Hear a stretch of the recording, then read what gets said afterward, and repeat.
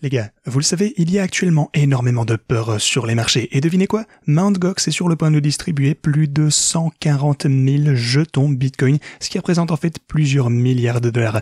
Mais alors, de combien chuterait réellement le Bitcoin si tous ceux qui devaient recevoir leur part, leur Bitcoin, les dumpaient immédiatement? Eh bien les gars, le résultat vous surprendrait. Il faut que je passe aujourd'hui tout en revue dans cette vidéo, et je vais passer en revue avec vous tout ce à quoi on peut s'attendre si tout le monde devait vendre son Bitcoin au même moment. Il faut que je passe en revue tout ce qui se passe avec le gouvernement allemand qui vend des Bitcoins également. Eh bien, devinez quoi, ils en sont bientôt à court. J'ai également quelques graphes qui nous montrent quelque chose qui s'est produit auparavant par le passé, et si ceci devait être sur le point de se reproduire, ce qui, selon moi, risque d'être le cas, alors la plupart des personnes sur ce marché risquent de se faire surprendre, et il faut que je vous dise pourquoi très bientôt. Mais voilà, vidéo super importante aujourd'hui, on a énormément de choses à couvrir. Alors bienvenue à tous, je m'appelle Maxime et je vous apporte chaque jour des nouvelles vidéos en français sur les crypto-monnaies en vous apprenant comment vous faire de l'argent sur ce marché. Si vous êtes nouveau sur cette chaîne, alors c'est sûr de vous abonner et d'activer la cloche dès maintenant. Ok, passons tout de suite dans le vif du sujet. Ok, sur l'intervalle de 4 heures pour le Bitcoin, tout d'abord j'aimerais vous montrer ceci. Le Bitcoin est maintenant, déjà pour la 4e fois pour le coup ici récemment, en train d'essayer de revenir vers la boîte orange en essayant de dépasser ceci. Maintenant, on l'a dépassé une fois en fait sur l'intervalle journalier, vous pouvez voir que ça ressemble plutôt à quelque chose comme ceci, on est passé au-dessus une fois, on a eu un pullback, donc voilà, les bears ont repris le contrôle, et puis on a eu une grosse chandelle, disons, indécise, les bulls ont repris le contrôle, pour le coup les bears ont fait de leur mieux, ont réussi à nous ramener jusqu'ici, mais eh bien j'ai envie de dire que ensuite finalement les bulls ont repris le contrôle, et maintenant on essaie de franchir ce niveau une fois encore. Donc si je dézoome un petit peu, il y a quelques différentes choses à prendre en compte ici. Premièrement, on a une petite tendance ici à réaliser des creux de plus en plus élevés, ce qui est pas une mauvaise chose. Cependant, on a également une tendance à réaliser des sommets plus bas. Vous pouvez voir qu'on a ceci de ce côté. Donc si on regarde sur l'intervalle d'une heure, pour le coup, on fait ça souvent, mais j'aimerais vous montrer quelque chose de plus clair. Regardez cette ligne de tendance. Alors, cette ligne de tendance sur l'intervalle horaire, cette fois-ci, eh bien, ça va devoir prendre une décision. Il faut qu'on assiste à une percée à partir de ce point. Également, on a la boîte orange ici un petit peu plus haut. Donc, les circonstances, j'aurais envie de dire qu'il est probable, en fait, qu'on connaisse une rechute. Je pense qu'on risque de descendre à partir d'ici, c'est ce qui semblerait plus probable. Mais dans ce cas précis, eh bien, pour le coup, je suis pas trop certain de ça, parce que même si oui, on a la boîte orange comme résistance ici, on l'a franchi à plusieurs reprises auparavant. Ensuite, les bears, eh bien, ont repris le contrôle, nous ont repoussé à la baisse, comme je viens de vous le montrer. Mais je pense simplement qu'on est actuellement à un point vraiment de peur maximum sur le marché. Il faut que je vous montre aussi quelques autres graphes ici dans un instant qui nous montrent exactement ceci. Et à chaque fois que ceci s'est produit par le passé, de toute façon, je vais vous donner les données plus tard dans la vidéo, mais pour le moment, rappelez-vous, en fait, le truc, c'est que c'est la raison pour laquelle on pourrait effectivement, pour le coup, je pense qu'il y a davantage de chances qu'on assiste à une percée à la hausse, pour le coup, et il faut que je vous explique pourquoi. Le truc, c'est que toutes ces choses prises en considération, même si on a la boîte orange ici, alors oui, il s'agit d'un niveau de résistance important, compte tenu de tout ce que je vais vous montrer plus tard au cours de cette vidéo, je pense que, encore une fois, selon une prépondérance de probabilité, il est plus possible qu'on ait une percée à la hausse qu'à la baisse, même si la baisse, ce serait le pattern logique. Ok, la deuxième chose que je voulais souligner ici, sur l'intervalle journalier de ce côté, on a une moyenne mobile extrêmement importante de ce côté, vous avez la moyenne mobile en verte qui est celle de 200 jours, donc oui, c'est quelque chose comme ceci, en fait, même si on franchissait la boîte orange ici, ce serait pour le coup le prochain niveau de résistance, et vous pouvez voir ici que ça se situe également pour le coup au même niveau que la ligne orange que vous avez juste ici, qui correspond à la résistance des 59 000 $. Donc, il s'agit d'une grosse résistance à dépasser, mais si jamais on pouvait y parvenir, alors je pense qu'on aura une belle poussée à venir pour le Bitcoin. Ok. Maintenant, je voulais également vous montrer cette ligne de tendance qui, elle, se situe actuellement à 63 000 $ sur l'intervalle journalier. Donc ça, pour le coup, c'est également super important. Ce sera également un point logique un petit peu plus tard. Mais là, j'aimerais vous montrer la dominance du Bitcoin, pour le coup, sur l'intervalle hebdomadaire. Parce que, pour le coup, les altcoins connaissent un rebond intéressant aujourd'hui. Bon, bien sûr, les altcoins se sont fait démolir. Vraiment, ça a été brutal au cours des quelques derniers mois. Donc ne vous faites pas avoir, bien entendu. Encore une fois, je vous dis toujours de faire attention. Mais si vous regardez la dominance du Bitcoin, eh bien, vous pouvez voir qu'on a une ligne de tendance extrêmement claire à la hausse ici. Alors, la dominance du Bitcoin, pour le coup, a une grosse résistance ici aux alentours des 58%, donc 58% grosse résistance, mais le truc, c'est que à mesure que les ETF spot pour l'Ethereum seront approuvés, eh bien, je pense que les altcoins connaîtront un élan un petit peu plus haussier très bientôt grâce, à l'élan de l'Ethereum. Donc, à mon avis, en général, le risque va revenir un petit peu sur le marché. Donc, le risque va revenir, les gens vont, oser un petit peu plus, et à mon avis, ça va être la même chose que ce qu'on voit à chaque cycle. Donc, durant chaque cycle, eh bien, on a des mini-cycles également, donc on est toujours évidemment dans un grand marché aussi, c'est toujours mon avis, mais même au sein d'un grand marché aussi, on a toujours des périodes eh bien, de pause où les gens eh bien, ont peur, les altcoins sous-performent, parfois les altcoins surperforment, c'est tous des trucs normaux en fait, évidemment le Bitcoin ne peut pas monter pour toujours, mais je pense qu'on va à un moment donné entrer dans une nouvelle phase où les altcoins vont recommencer à exploser. Et là, bien sûr, ce sera à ce moment-là que la dominance du Bitcoin eh bien, aurait tendance à s'effondrer. Ça va de toute façon arriver, ça pourrait arriver plus tard, ça pourrait arriver dans 2 mois, j'en sais rien, mais ça va arriver. Ici, c'est sur l'intervalle hebdomadaire, évidemment, ça pourrait s'étendre jusqu'en novembre, décembre, on pourrait toujours considérer cette ligne de tendance avant d'atteindre la résistance, mais à mon avis, on va toujours avoir une rupture à partir de ceci et voir une belle poussée de la part des altcoins. Maintenant, encore une fois, on a beaucoup de trucs à se dire aujourd'hui, donc je vais juste essayer de passer rapidement par tout ceci. Aussi, d'ailleurs, un truc super important, c'est les marchés traditionnels qui sont à nouveau en train de réaliser un all-time high. Maintenant, pourquoi est-ce qu'on assiste à des all-time high tout le temps sur les marchés traditionnels alors que le Bitcoin lui est en train de chuter? Eh bien, on a énormément de peur sur les marchés. Hier, pour le coup, le gouvernement allemand a transféré 900 millions de dollars supplémentaires en équivalent de Bitcoin. Et là, pour le coup, une fois encore, c'est super étrange parce que oui, ils sont en train de vendre, ça pour le coup, on le sait déjà, mais aussi, regardez ça, ils récupèrent certains de ce Bitcoin. Ils ont récupéré environ, ça fait quoi ça, 80 millions de dollars qui sont revenus de la part de Bitstamp. Alors, pourquoi est-ce qu'ils transféraient du Bitcoin vers les plateformes d'échange? Bon, déjà, probablement pour le vendre, mais pourquoi est-ce qu'alors ils le retirent? Pourquoi est-ce qu'ils le récupèrent de certains exchanges? J'en sais rien. Je sais juste qu'à un moment donné, de toute façon, quoi qu'il arrive, le gouvernement allemand va manquer de Bitcoin. Ils ne pourront plus en vendre et il lui reste 26 000 jetons. Bon, ça fait toujours 1,5 milliard, c'est sûr, donc je dirais pas que c'est énorme, mais c'est pas rien non plus. Bon, évidemment, j'aimerais bien obtenir 1,5 milliard dans mon compte en banque, hein, évidemment.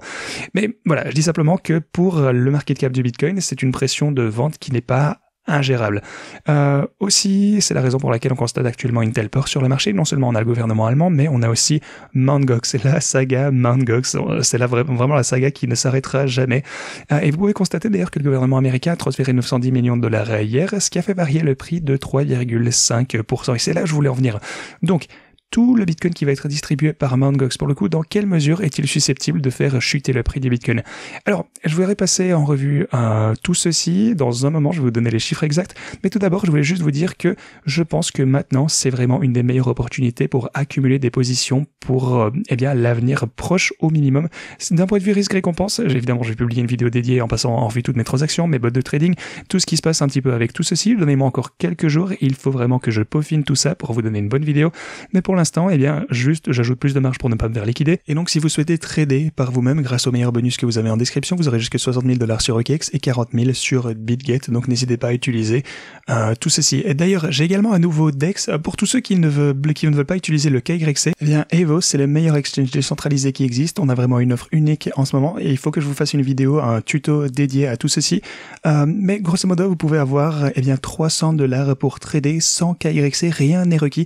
La seule chose, c'est que vous devez déposer 100 dollars et vous en obtenez 30. Donc, oui, vous pouvez utiliser un levier de 10. Ça fait un trade de 300 dollars, une transaction de 600 dollars si vous voulez utiliser un levier de 20.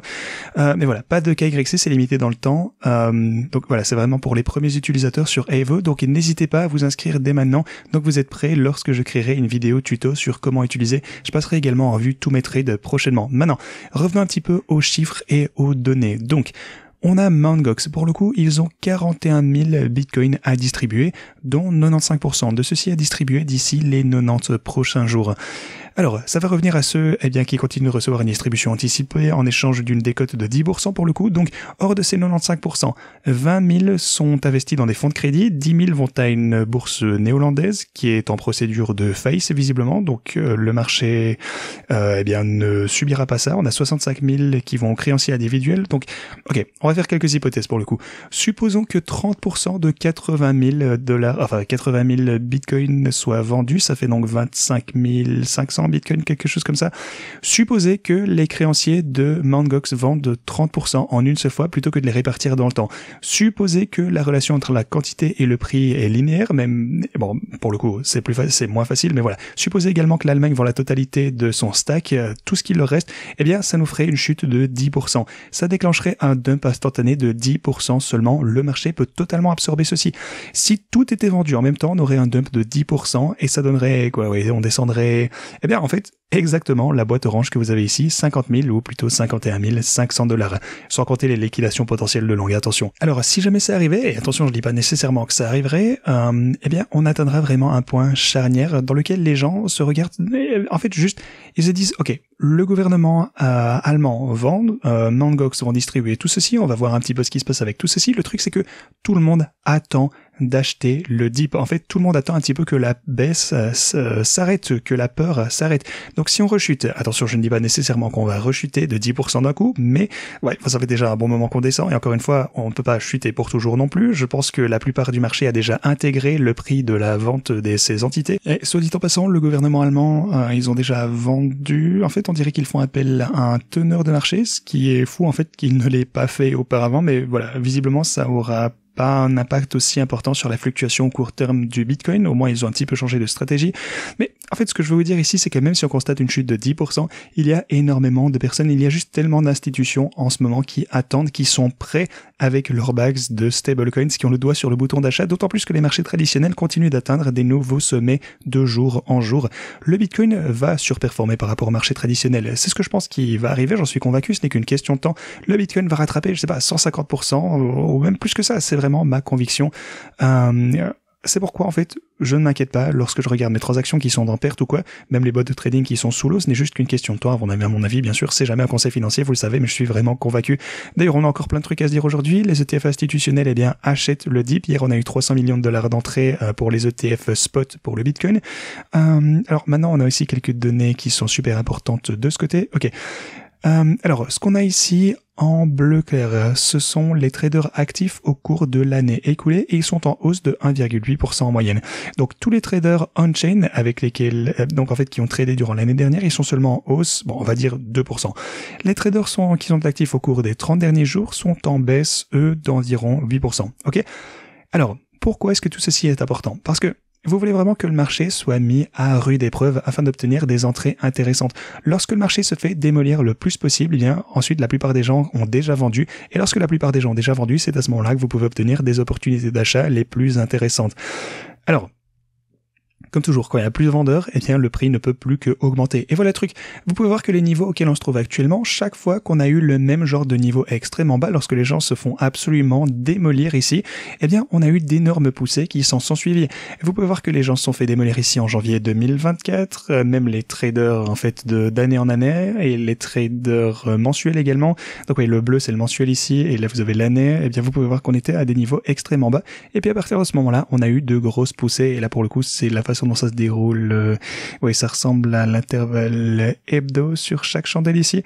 Donc ouais, voilà, je pense que les gens se sont fait démolir ici également et boum, on a connu une grosse poussée après ça. Ici, les gens se sont fait démolir également, ça nous a pris un petit peu plus de temps, mais là également, ça aurait été une super bonne entrée de trade ou même pour un bag au plus long terme. Vous pouvez voir également que les gens se sont fait démolir ici, on a réaugmenté. Là pour le coup, les gens ont perdu énormément d'argent en mars 2023, les traders annuels et mensuels pour le coup, et ensuite on a augmenté. Donc en fait, vous voyez vraiment que à chaque fois que ce cigale s'allume, à chaque fois que beaucoup de personnes perdent énormément d'argent, beaucoup de personnes se font rectes, eh bien ça s'avère être une bonne opportunité de longue au cours de l'histoire. Maintenant, on va continuer, j'ai encore davantage de trucs à vous montrer. Alors ici pour le coup, vous avez le sentiment de la foule envers le Bitcoin. Et le sentiment actuel sur Reddit, sur 4chan, pardon, que ce soit Telegram, Twitter également, un petit peu partout sur Internet, eh bien vous pouvez voir que le sentiment est extrêmement bearish actuellement. Et devinez quoi ? Eh bien ici, c'est toujours l'un des indicateurs les plus importants qui soit. C'est marrant parce que c'est juste social finalement, qui nous montre que lorsque le sentiment est extrêmement mauvais, lorsque tout le monde est baissier et bearish, devinez quoi, le marché a tendance à avoir d'énormes poussées juste après ça, Les gens en fait sont super négatifs, ils ont déjà vendu, on a de la peur, du FUD un petit peu partout. Maintenant pour le coup c'est un graphe un petit peu déroutant parce qu'on a le Bitcoin dans une couleur, vous avez l'Ethereum, le BNB, que ce soit d'autres couleurs, mais on va un petit peu se concentrer sur le rouge pour le coup, parce que le rouge c'est le Bitcoin et vous pouvez voir ici qu'on est dans un sentiment extrêmement négatif dans le rouge. Et ouais, vous pouvez voir que les fois précédentes, lorsqu'on a eu ceci, lorsqu'on a eu la même chose, un exemple ici, un sentiment très bearish, ici exactement pareil pour le Bitcoin, et à partir de là, eh bien, devinez ce qui s'est passé, on a augmenté. Aussi, lorsque le sentiment, pour le coup, est extrêmement optimiste pour le Bitcoin, eh bien, d'un autre côté, par exemple, juste ici, eh bien, on rechute la ligne blanche, pour le coup, c'est le prix, vous l'aurez compris. Vous pouvez voir également, sentiment extrêmement bearish, et ici, pour le Bitcoin, eh bien, c'était le bottom absolu, et ensuite, on est remonté. Donc, toutes ces choses, eh bien, pointent toutes vers une direction et c'est la hausse. Et devinez quoi, j'en ai encore davantage. Ici, c'est le ratio du profit des holders au court terme. Alors, si on est toujours dans un cycle haussier, pour le coup, je pense que c'est le cas, eh bien, juste, je ne peux simplement pas imaginer que le sommet de ce cycle, c'était quelques milliers de dollars supérieurs au cycle précédent. Pour moi, c'est complètement impossible. Rien ne pointe dans la direction d'un bear market. Je peux pas accepter ça. On va monter beaucoup plus haut. Et devinez quoi? À chaque fois que le ratio de profit au court terme, donc pour les holders, devient négatif dans un marché haussier, ça s'avère être une super bonne opportunité d'achat. Vous pouvez voir ça juste ici. Le prix du Bitcoin étant négatif. Boum, on a augmenté par la suite. Ici, négatif. Le prix a continué à la hausse, ici négatif, à la hausse, bon, ainsi de suite, vous avez compris l'idée. Donc ici, on est également descendu en dessous, mais rappelez-vous, pour le coup, là, c'était un bear market. Alors, pour le coup, de ce que je crois, en tout cas, si on suppose qu'on est toujours dans un bear market, ce que je crois, bien sûr, alors replonger dans ce territoire négatif, c'est un signal extrêmement bullish, ça s'avère être l'une des meilleures opportunités d'achat dans un marché haussier. Ok, donc tout ceci pour le coup c'est vraiment de super nouvelles et bien sûr je continuerai à partager tous ces graphiques avec vous. Je trouve que ce sont des informations super importantes et si ça ne suffisait pas, laissez-moi vous montrer ce graphe sur un intervalle hebdo. Ici vous avez le NP l'annuel qui correspond au profit et perte net non réalisé, ce qui signifie en fait tout le Bitcoin présent on-chain à l'heure actuelle, et bien combien d'entre eux génèrent du bénéfice par rapport au moment où il a été acheté. Alors ce que vous pouvez voir ici c'est que lorsqu'on atteint le pic d'euphorie ici, pas mal de personnes sont dans le profit, c'est généralement lorsque les gens commencent à prendre leur bénéfice et que le prix s'effondre. Vous pouvez le voir juste ici, euphorie, boum, on a eu un crash. On entre dans l'euphorie ici, bear market, ici on y est entré et boum, on a rechuté. Ici, encore une fois, pareil en 2021 et le marché baissier a démarré. Mais ce que vous pouvez voir, c'est qu'on a un pattern extrêmement similaire de ce côté. Regardez ceci, on a 43 semaines, c'est ce qu'il a fallu du sommet jusqu'à ce qu'on ait ce pattern de consolidation. Le petit truc que vous avez, disons, une consolidation de ce côté avec les profits et pertes nettes non réalisées, disons, qui planent un petit peu également dans la même fractale. Et puis généralement, lorsqu'on a atteint notre précédent sommet historique, les gens ont commencé à prendre un peu de profit, on a un niveau de consolidation ici, puis finalement la phase finale du marché. Et devinez quoi, on est en train de voir la même chose. En termes, disons, de timeline, d'intervalle de temps, on est exactement à la même semaine, 43 semaines ici également. Et ensuite, eh bien, on commence lentement à progresser à la hausse. Et ça correspond tout à fait également à ce à quoi je m'attends. Comme vous le savez, les gars, ça fait des mois que je vous dis que cet été, ça va pas être top. On risque de latéraliser, on va monter, on va rechuter. Majoritairement, on ne va rien faire. Et peut-être vers la fin de l'été, c'est à ce moment-là que les choses risquent de recommencer à reprendre de l'élan. Et ce graphe, pour le coup, si ça se déroule de la même manière, alors ça signifie que cette théorie va également se jouer de la même manière. Donc voilà, je voulais juste vous montrer tout ceci. Les choses s'annoncent vraiment pas si mal, même si le sentiment est négatif. Aussi, au niveau des élections, pour le coup, le parti républicain officiel, eh bien, ils ont également ajouté sur leur... disons un petit peu le genre d'idées qu'ils veulent mettre en œuvre. Donc oui, ici, encore une fois, je le répète, c'est le parti républicain, c'est Donald Trump. Donc s'ils devaient gagner les élections, eh bien, grosso modo, ils mettront fin à la répression sur la crypto, ils permettront le self-custody, les transactions libres, etc. Bon, encore une fois, je suis pas impliqué dans la politique américaine, mais ce que je vous dirais, c'est que ce sont de très bonnes choses pour les cryptos, s'ils tiennent leur parole, bien sûr. Alors, peu importe ce que vous pensiez de Donald Trump, en matière de crypto, ce serait une bonne chose. Voilà, encore une fois, pas de politique américaine, mais pour les cryptos, de manière isolée, ce serait une bonne nouvelle. Voilà, encore une fois, il faut qu'ils se montrent à la hauteur de leurs promesses s'ils gagnent les élections. Mais voilà, encore une fois, ce serait des nouvelles bullish. J'espère que la crypto va réussir à l'avenir, donc pour le coup, je souhaite qu'on voit ce genre de choses. Alors, finalement, un autre truc que j'aimerais vous dire, c'est pourquoi est-ce qu'on est si inquiet du fait que l'Allemagne est en train de vendre du Bitcoin? Pourquoi est-ce qu'on est inquiet au sujet de Mt. Gox? Eh ben, en fin de compte, on verra environ 6 000 milliards de dollars et qui vont provenir des héritages, bien pour le coup, au cours des 20 prochaines années. Et la crypto, eh bien, risque de recevoir ces 6 000 milliards de dollars, en fait. C'est ce qu'ils estiment ici. Bon, bien entendu, ça va pas être aussi précis que ça. Les héritages s'élèveront à plus de 6 000 milliards de dollars. En fait, c'est plus ou moins la partie qu'ils supposent qui va être investie dans la crypto. Je pense que ça va être, voyons, ici on a 42 000 milliards de dollars au total. C'est les personnes âgées entre 21 et 43 ans qui possèdent... Non, plutôt ce qu'ils vont recevoir au cours des prochaines années, pardon. Et ouais, vous pouvez voir qu'on a déjà des chiffres ici. On a 14%. En fait, ils veulent allouer 14% de leur portfolio à la crypto-monnaie. Alors, Le truc, c'est que les ETF, encore une fois, c'est pour ça que les ETF sont si importants au fil du temps, année après année, décennie après décennie. Ça va permettre aux personnes qui ne veulent pas trop s'appliquer de pouvoir gagner une exposition à la crypto également. L'accumulation via les ETF, ça va être positif pour les bitcoins. Je pense que ça va vraiment super bien fonctionner. Encore une fois, ne vous laissez pas trop distraire par les mouvements ici au plus court terme, les soi-disant mauvaises nouvelles, alors que ça peut pas avoir de si gros effets. Bien sûr, je continuerai à vous tenir au courant chaque jour qui passe, mais voilà. Je pense que si vous dézoomez un petit peu, si vous sortez la tête des graphes, je pense que tout finira par aller pour le mieux. Voilà, c'était un petit peu ma grande idée ici, j'espère que vous avez apprécié cette vidéo, c'est vraiment la raison pour laquelle je continue à penser qu'on continuera à monter au fil du temps et que je ne me laisse pas entraîner dans l'action au court terme. Ok les gars, c'est tout ce que j'avais pour vous aujourd'hui, on avait pas mal de trucs à se dire, merci beaucoup d'avoir regardé cette vidéo et moi je vous dis à la prochaine.